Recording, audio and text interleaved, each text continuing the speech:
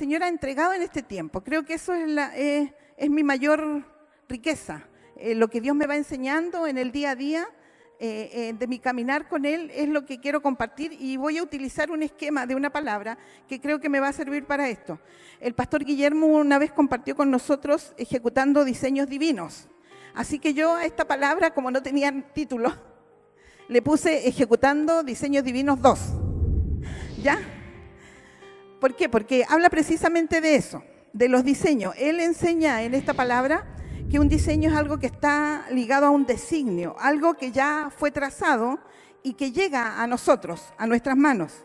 Es algo que Dios pone en el más allá, pero que nos posibilita a nosotros de ejecutarlo, de crearlo, de concretarlo en el más acá. Ya es algo que se inició en el corazón de Dios, pero que es revelado a nosotros como seres humanos, más bien como su iglesia, para que nosotros podamos convertirlo en una bendición para nuestra vida. David dijo ahí en Crónicas, dice David, todo ha sido escrito por revelación del Señor, para darme a conocer el diseño de sus obras. Y esto hablaba un poco de lo que Dios le estaba indicando a David hacer. Recuerde que David pasó todo un proceso hasta que él llegó a ocupar el lugar del diseño que siempre había estado en el corazón de Dios para su vida. Recuerdan ustedes que pasó por harto tiempo y que él incluso fue nombrado por Dios rey mucho antes de que eso pudiese ser una realidad. Pero él dice así, ¿no? Todo ha sido escrito y revelado por el Señor para darme a conocer el diseño de las obras. En esta palabra, Guillermo también establece dos cosas que creo que nos van a servir en esta meditación y reflexión que vamos a hacer de su palabra, que dice que nosotros en el reino caminamos bajo dos condiciones. Primero, el arrepentimiento. El arrepentimiento que implica un cambio de mente, no solamente un remordimiento.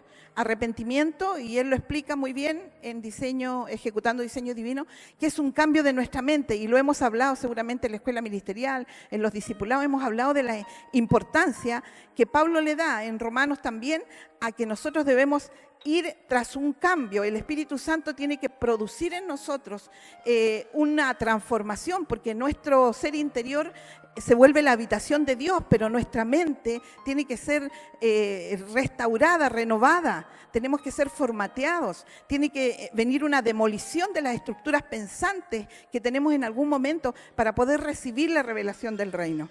Entonces, eso es lo primero, arrepentimiento.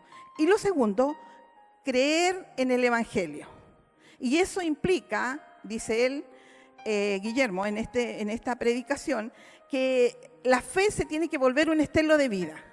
Creer en el Evangelio significa que tú no solamente naces de nuevo y te vuelves un canuto, un cristiano, un evangélico, sino que esta palabra predicada a tu vida, que es la revelación de la cruz de Cristo, del propósito eterno de Dios, tiene que volverse en nosotros un estilo de vida.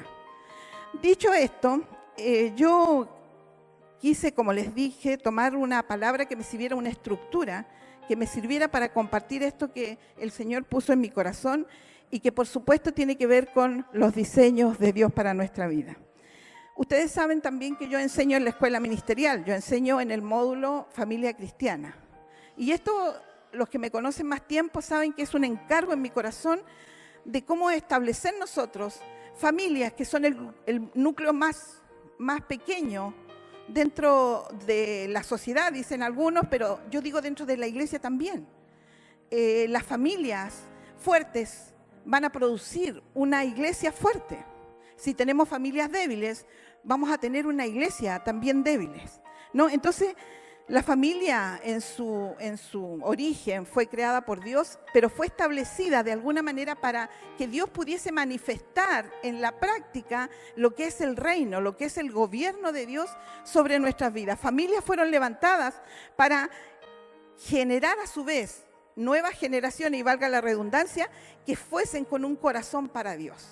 Entonces la idea de que la familia sea un agente de cambio, de que este núcleo tan pequeñito sea un agente de cambio, es también lo que nosotros debemos entender que es la iglesia. Por eso es que la iglesia no es una religión, por eso es que nosotros decimos la iglesia es familia. Hoy día le decíamos a Lisette, bienvenida a la familia.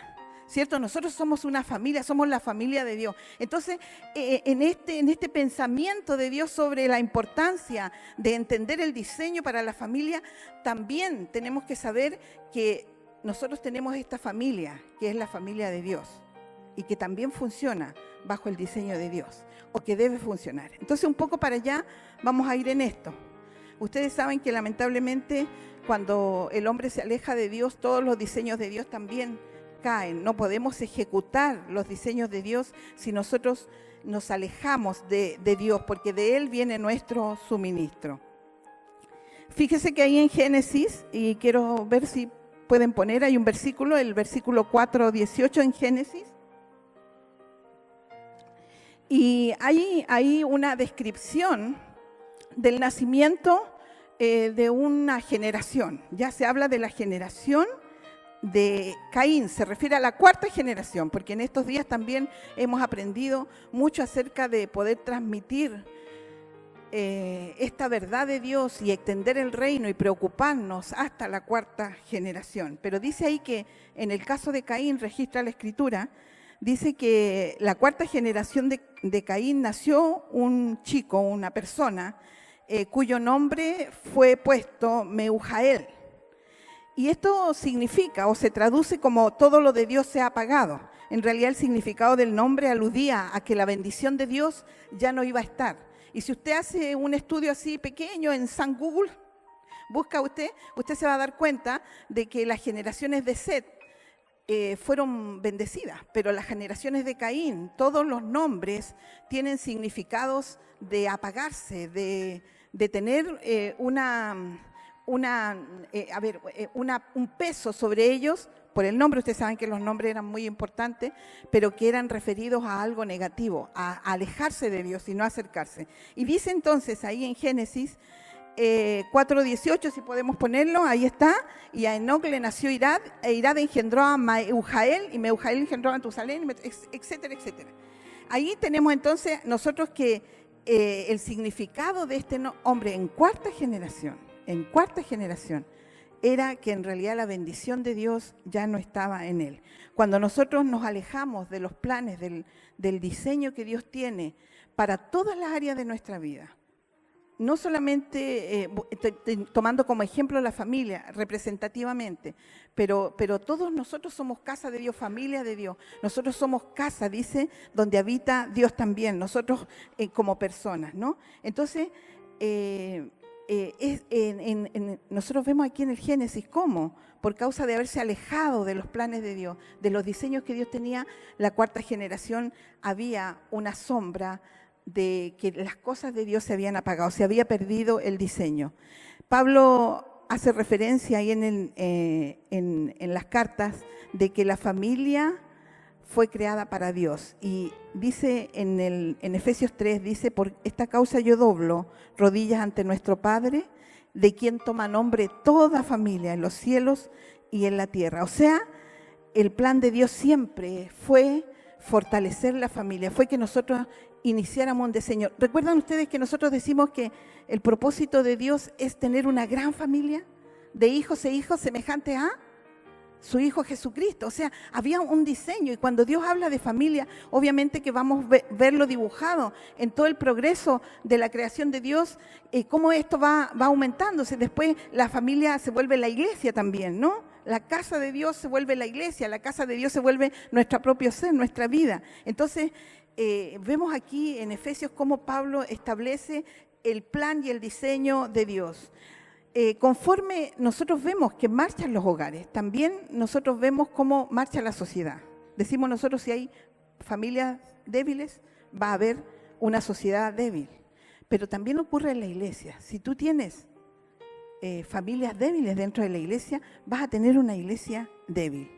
La familia el plan que Dios tenía respecto a la familia de Abraham, dice que lo hizo salir de su tierra y de su parentela, y le dijo: yo te voy a llevar a otro lugar, sal con tu familia, porque yo tengo un plan para retomar. Dios siempre queriendo restaurar estos diseños en el hombre. Cada vez que el hombre se alejaba de los diseños de Dios, Dios los atraía para que pudiésemos retomar estos diseños que Dios tiene para nosotros, ¿no? Y ahí en Abraham nosotros podemos ver, ahí en Génesis 12, dice que el Señor le hace una promesa: voy a hacer de ti una gran nación, te bendeciré, engrandeceré tu nombre y serán benditas en ti todas las familias de la tierra. La generación de Abraham iba a llegar a nuevamente retomar este diseño y el propósito de la familia, que realmente es que nosotros como familias podamos construir y dar a luz nuevas generaciones que sean fuertes también y que mantengan el nombre de Dios en alto. Que el reino de Dios, que la familia sea un agente de cambio para establecer el reino de Dios. Y eso lo hemos aprendido. Si usted ha venido a escuela ministerial y ha hecho familia cristiana, usted sabe que le ponemos mucho énfasis a eso. Bien, Dios desea entonces que haya familias fuertes, establecidas en sus principios y que aprendan a caminar en sus diseños. ¿Para qué?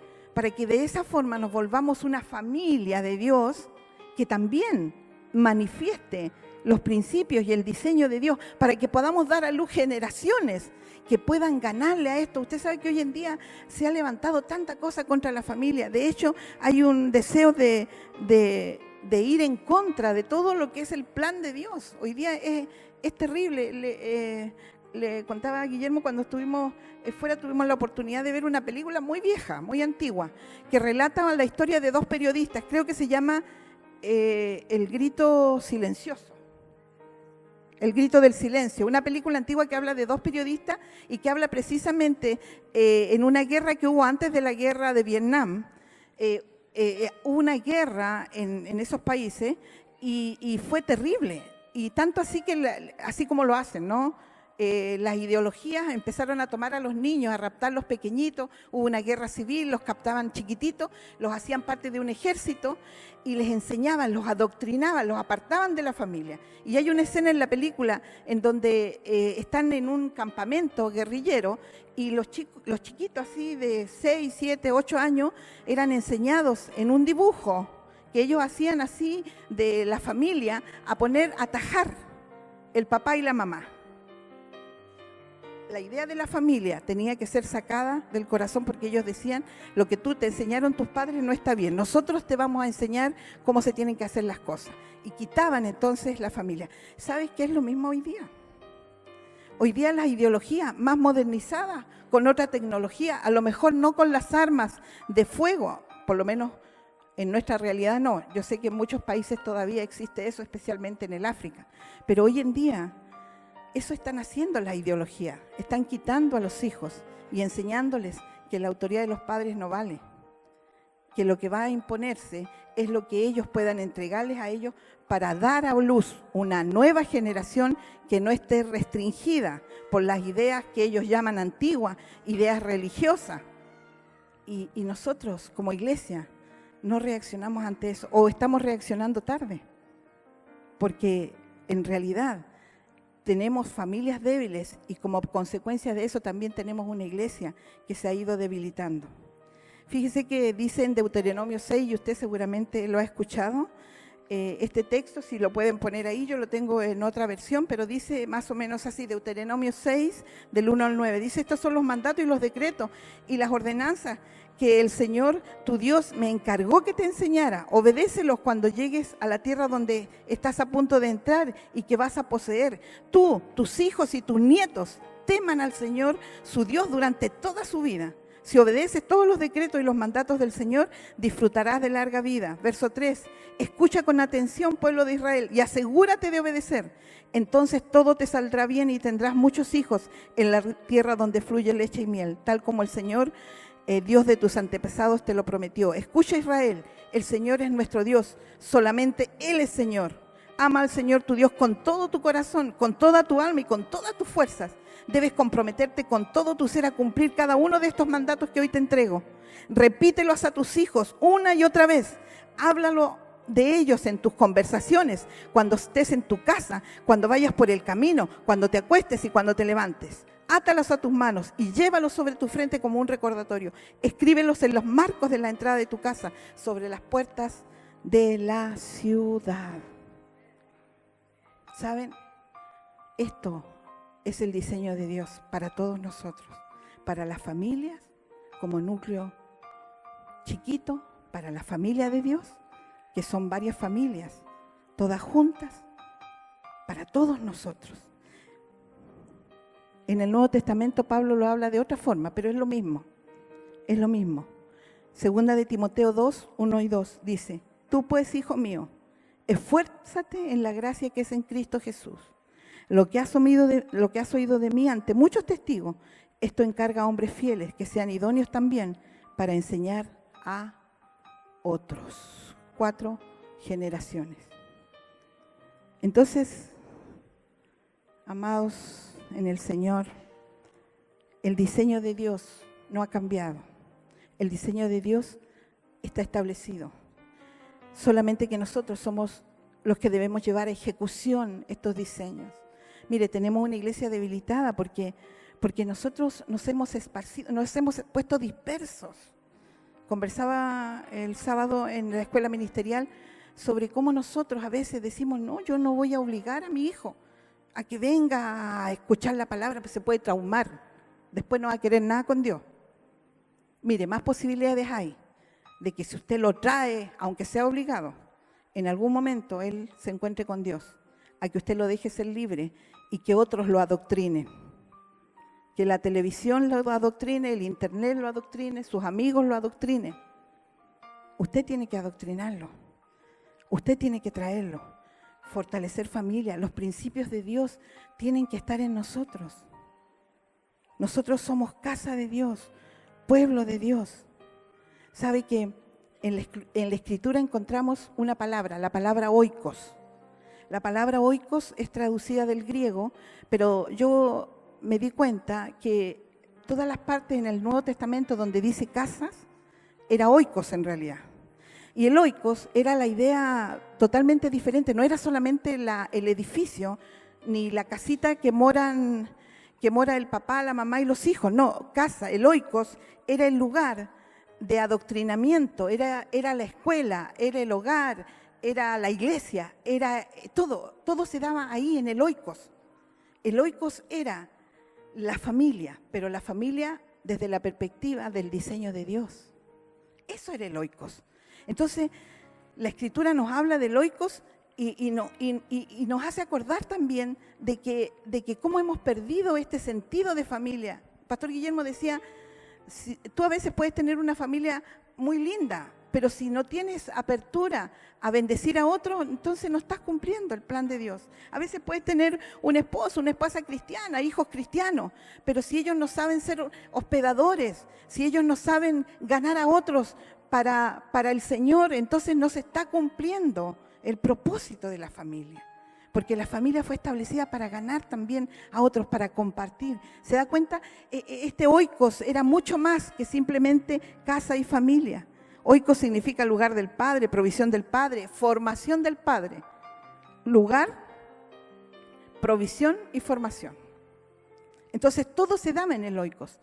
Toda familia en el corazón de Dios, y en este sentido debiera ser enseñada para transmitir los principios de Dios a nuestras generaciones.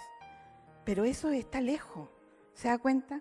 De los diseños que hemos heredado, porque nosotros hemos heredado diseños que están mezclados con la cultura del mundo, que están mezclados con las ideas que hemos aprendido a veces, en el mejor de los casos, de nuestras familias, si es que tuvimos familias más o menos bien constituidas. Pero si no, todo lo demás nos lo ha provisto la cultura que no es de reino, la cultura que está alejada de los principios de Dios.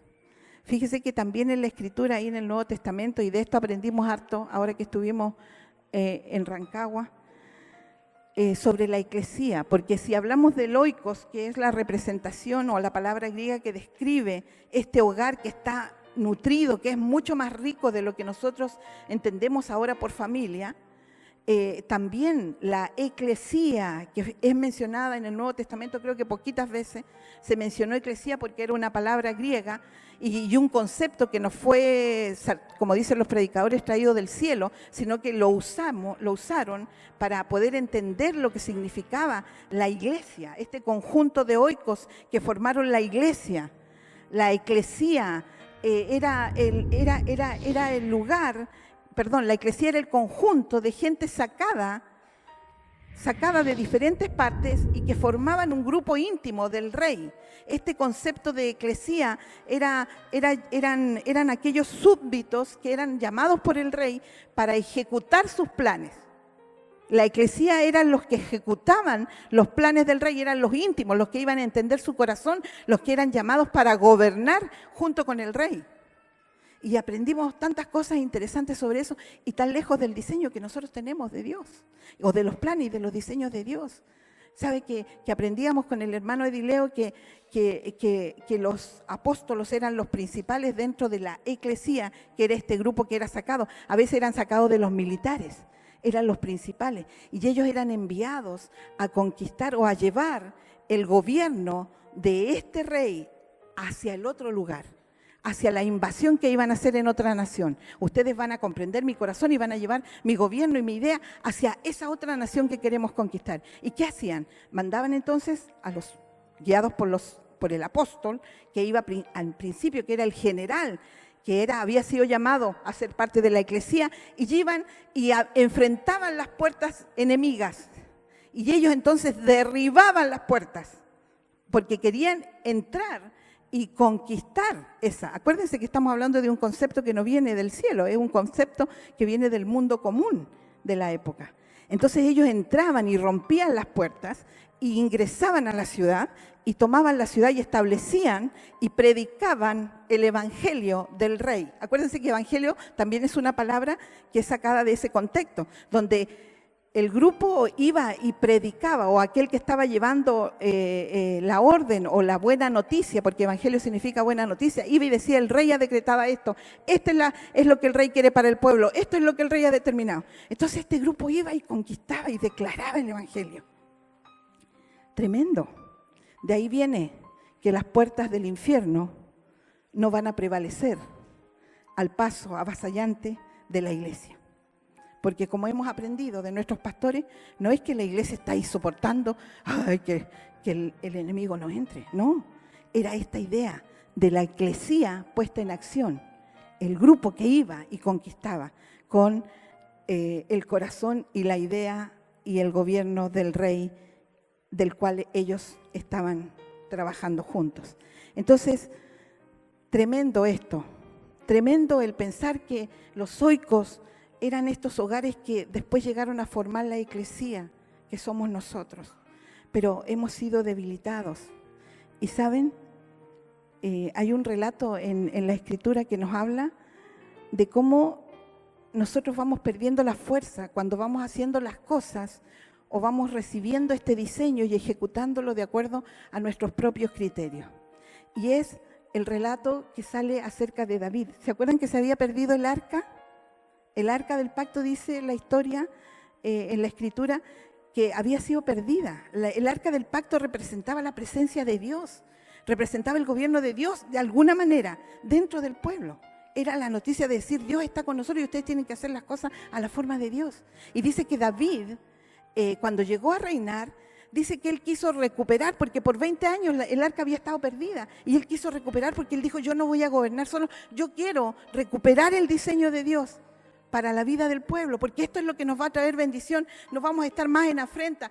Con Saúl la cosa había andado mal porque Saúl había perdido el rumbo y el pueblo había perdido la bendición del Señor. Pero David dice: yo voy a recuperar, pero no lo voy a hacer yo por mi fuerza, no reine yo. Jehová sea el que reina, decía David, y él dice que trae esta idea y dice: voy a recuperar esta presencia de Dios, pero comete un error. ¿Se acuerdan ustedes? Sí, los que son más nuevitos a lo mejor pueden leer ahí, creo que en Crónicas está todo el relato, en Primera de Samuel también, cómo David va y busca el arca, pero él la va a traer y saben que este arca había quedado en una ciudad o en una casa que los filisteos la habían abandonado y había quedado en un terreno de uno llamado Abinadab. Ahí se habla en Primera de Samuel, ¿no? Y Abinadab tenía 2 hijos, Usa y Ahío. Y David toma y va a buscar el arca y muere Usa. ¿Se acuerdan ustedes que dice que la fue a traer en carro y que venían en el arca y uno de los bueyes tropezó y el arca se va a caer y Usa, por querer afirmar para que no se rompiera el arca, muere? muere. Fue una tragedia tremenda. Fue una tragedia tremenda. Mire, cómo es el Señor. Dice que Usa significa fuerza. Fuerza. Y el otro hijo que tenía a Abinadab, que era el lugar donde estaba el arca, era fraternidad. Entonces, cuando David quiere hacer las cosas, quiere recuperar la presencia de Dios para establecer nuevamente al pueblo en la presencia de Dios, él comete un error. Él lo hace a su propia forma. Él escudriña, hace un carro nuevo y la va a buscar con bueyes, pero Dios no había establecido el diseño así. El diseño para transportar el arca era que los sacerdotes lo cargaran sobre sus hombros, no que fuera traída en carro. Pero él, que era un hombre conforme al corazón de Dios, mezcló el diseño, le puso de su cosecha. No se preocupó por decir qué es lo que Dios ha dicho, cómo tengo que hacerlo. Voy a traer la presencia de Dios, voy a recuperar esto para el pueblo, pero ¿cómo lo voy a hacer? ¿Qué es el diseño de Dios? Y viene y lo hace a su manera. Y todo termina en una tremenda tragedia. Ahora, lleve eso a nosotros. ¿No cree usted que las crisis que tenemos en las familias y por ende en la iglesia es porque nosotros también hemos mezclado las cosas? Tenemos un buen corazón a veces, pero no estamos decididos, ni somos lo suficientemente valientes para establecer el diseño de Dios. Porque es difícil. Porque es difícil. Porque requiere que mi vida vaya cada vez más en santificación. Porque requiere que yo ponga sacrificio, oración. Requiere que todas las áreas de mi vida vengan y sean puestas bajo el dominio del gobierno de Dios. Que mi familia comience a funcionar de acuerdo a lo que Dios ha establecido. Dios dice no a ciertas cosas dentro de la familia y los papás tenemos la autoridad delegada por Dios, que es una herramienta, decía Yamé, nos enseñaba. La autoridad es una herramienta para ejecutar el diseño de Dios y a veces no lo hacemos porque es duro. Es duro decirle al hijo, si no haces lo que en esta casa practicamos, tienes que irte. Es duro, es difícil. Pero ¿saben? Nunca las mezclas van a resultar. Nunca las mezclas van a resultar. David cometió este error. Usa, que significa fuerza, murió. Cuando nosotros hacemos mezclas, la fuerza del poder del Evangelio sobre nuestras casas, sobre nuestra vida, sobre la iglesia, se pierde. Se pierde, porque Dios ha establecido una manera de hacerlo. Ese es su diseño.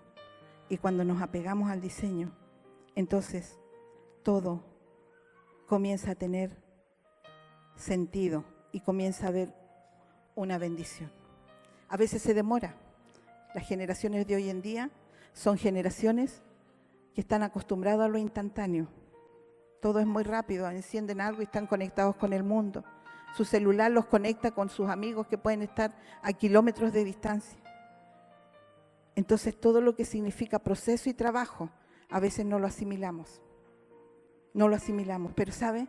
Dios requiere, y más que Dios, nosotros requerimos volver a los diseños de Dios. Volver a los diseños de Dios en nuestra propia vida. Nosotros representamos casa de Dios. El diseño de Dios para tu vida es que tú seas obediente, que amas al Señor tu Dios con todo tu corazón, con toda tu mente, con toda tu fuerza.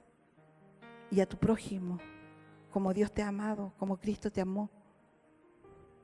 Eso es el diseño para nuestra casa personal. El diseño para tu familia es que tus hijos sean criados en amonestación del Señor, que les enseñes lo que Dios dice, lo que has oído de Dios, lo que es el mandato de Dios. Nuestros hijos necesitan conocer ese diseño de Dios. Necesitamos recuperar los diseños de Dios en nuestra familia. No te canses de orar. Si tus hijos ya salieron de casa, no te canses, sigue ahí. Dice que Job Después que sus hijos, él era un hombre bendecido. Ahí en el libro de Job, en el capítulo 1, verso 1 y 2, dice que él era un hombre bendecido por Dios, que era justo delante de Dios. Y dice que Dios le había bendecido con hijos, ¿se acuerdan? Dice que Dios le había bendecido con hijos y que los hijos se juntaban, aparentemente tenían mucha relación como familia. Ellos eran unidos, se juntaban, dice, a celebrar. Pero después que pasaba la celebración, al otro día, Job se levantaba y oraba a Dios y le ofrecía sacrificio. Recordemos que muy pocas veces las oraciones de los antiguos eran sin ofrecer a Dios. La oración era ofreciendo. Y dice que él se levantaba y ofrecía holocausto a Dios. Y le decía, Señor, yo voy a ofrecer este sacrificio, porque a lo mejor mis hijos se olvidaron. La pasamos tan bien ayer, estuvimos tan contentos. A lo mejor se olvidaron de que toda esta bendición viene de ti y te han ofendido. Señor, yo voy a ofrecer por él. Yo voy a ofrecer por ellos. Era un varón justo. No te canses de orar. No te canses de orar. Persevera, persevera, persevera, persevera. Porque un día esa oración va a dar fruto. Amén. Y si tus hijos están chicos, no temas aplicar los principios de Dios. No tengas temor. ¿Cuántos de aquí quisiéramos a lo mejor que nuestros hijos volvieran a ser pequeños? Ahora con la luz que tenemos. Ojalá mis hijos volvieran. Hablaba una mamá y decía, ojalá yo hubiese sido diferente con mis hijos. Ahora a lo mejor estarían ellos aquí conmigo. Pero no fui. Fui necia. No aprendí. Pero ¿cuántos quisiéramos tener la oportunidad otra vez de que los hijos fueran pequeños? Pero no te desanimes. No te desanimes, porque Dios está queriendo recuperar. ¿Qué le pasó a David? Dice que después David, de que murió, ¿se acuerdan en la historia? Dice que el arca quedó ahí y finalmente él lee y se entera. Dice que él descubrió que en realidad tenía que ser traída en los hombros del sacerdote y dice que de ahí hubo todo un cambio. ¿Se acuerda? Quedó en Obed-edom. Obed-edom fue bendecido. Finalmente David va y le dice, no, yo tengo que llevarme el arca. Obed-edom no quería, le decía, rey, no, pero él dijo, no, yo tengo que cumplir este diseño. Y es verdad que Usa murió, pero yo voy a recuperar el diseño de Dios. Y hace llevar el arca nuevamente a en medio del pueblo. Y dice que fueron 25 años, 36 años, en que Israel fue la nación más próspera sobre la tierra. Porque Dios, el diseño de Dios se estaba ejecutando de acuerdo a como Dios lo había establecido. Entonces hay oportunidad para nosotros como iglesia. Si tenemos familias fuertes, vamos a tener iglesias fuertes. Mire, si usted llevemos esto a la eclesía. La célula más básica de la eclesía son el 1 a 1. Si usted tiene discípula, usted es responsable delante del Señor de transmitir la verdad de Dios. Si nosotros le decimos no deje de juntarse, júntese toda la semana, no es porque queremos ser religiosos, ni porque usted pierda el tiempo. Es porque tenemos un encargo del diseño de Dios, de que las próximas generaciones vivan de acuerdo al diseño de Dios. Junte con su discípulo, sea un canal de bendición para él. Enséñele a amar a Dios, enséñele a tener su oración, enséñele a fortalecerse en el Señor. Enséñele a relacionarse bien, a pedir perdón en su familia, a orar por su familia. Enséñele a ganar a otros para el Señor. Enséñele, porque ese es el diseño de Dios para la eclesía. ¿Se da cuenta? Y va a venir bendición, porque eso es lo que pasó cuando David se decidió a hacer la voluntad de Dios. Dice que tan perverso era este diseño. A veces uno dice, ¿cómo David no se dio cuenta? Era tan perverso el diseño de cargar el arca en el carro y con bueyes, que había sido un diseño que habían hecho los brujos. Los brujos, dice la escritura ahí aquí tengo el texto. Primera de Samuel 6.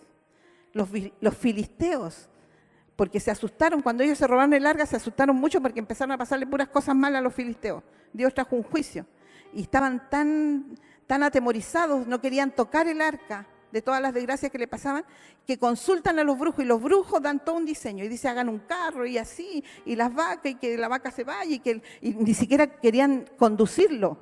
Hicieron que los animales siguieran léalo, es interesante eso, pero es un diseño del diablo, un diseño que viene del infierno.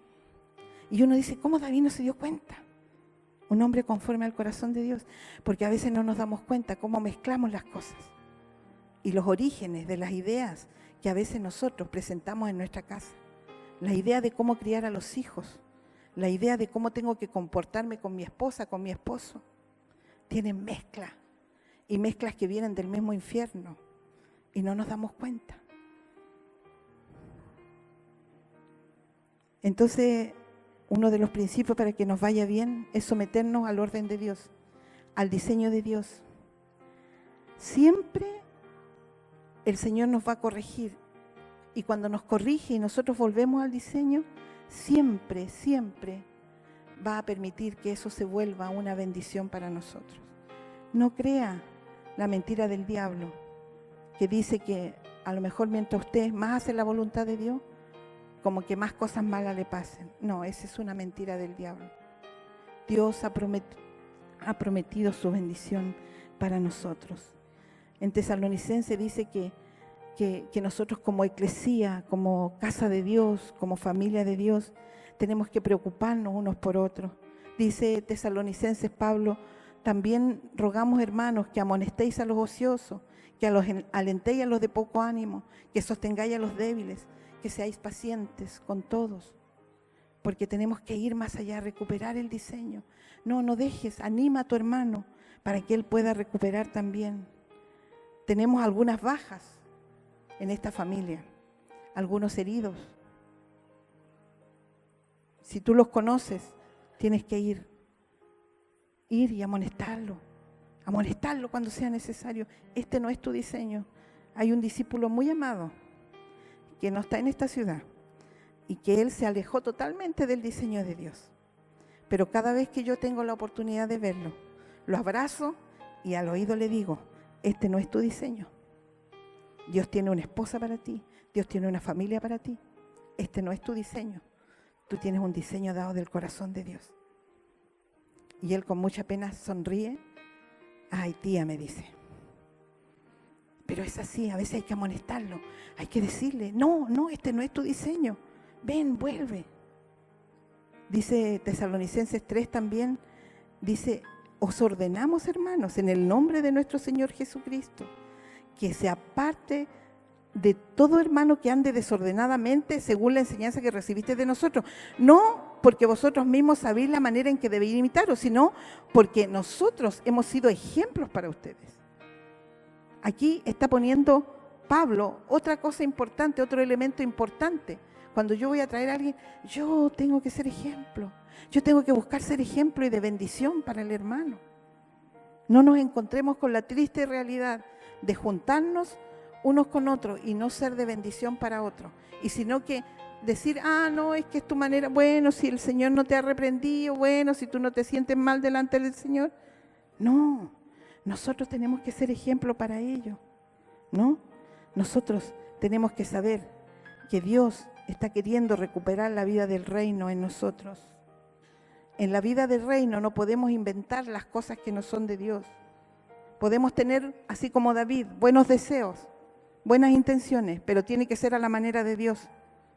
Dios creó al hombre, a la mujer, formó la familia, formó este núcleo para extender su reino, después lo derivó esto a la eclesía, para que nosotros pudiésemos ser también un agente de cambio para otros. Entonces, debemos determinar que en nuestra casa entrará la presencia de Dios, el reino de Dios, el diseño de Dios, para que seamos bendecidos. Amén. El pueblo que se arrepiente es bendecido. Nosotros tenemos que saber que las debilidades no son nuestra herencia. Nuestra herencia es la fortaleza de Dios. Cuando nos volvemos a Él y lo entronizamos, Él se establece también en nosotros y volvemos nuevamente a estar en la posición que Dios quiere que estemos. Finalmente, debemos proclamar, como decía, dice Joel, ¿no? Proclamad esto entre las naciones, proclamad guerra, despertad a los valientes, acérquense, vengan todos los hombres de guerra, forjen espadas de vuestros asadones y lanza de vuestras hoces. Diga el débil, fuerte soy. Amén. Quiero que te pongas de pie.